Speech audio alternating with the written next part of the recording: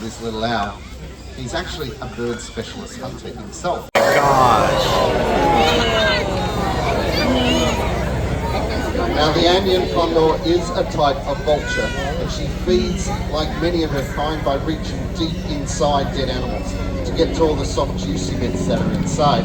Now this is the reason behind this relatively bald head and neck. Gosh. Gosh. So things have definitely changed, not just in recent times.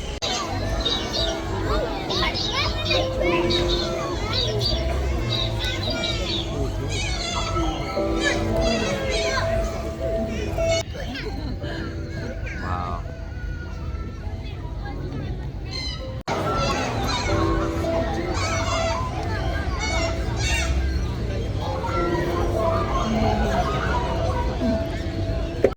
You know, as we expand our towns and our cities, we are making a lot of changes to the landscape. And unfortunately, not all bird species can adapt to those impacts.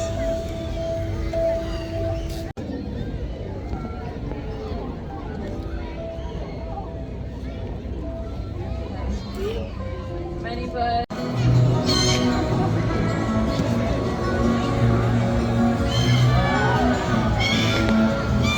Now, earlier Georgia was talking of the significance of hollows for a lot of Australian wildlife.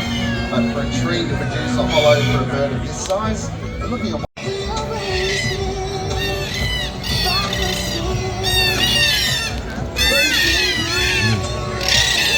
Wow.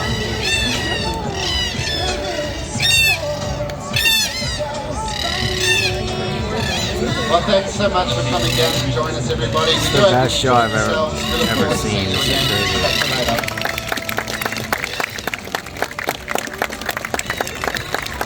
That was a lot of fun.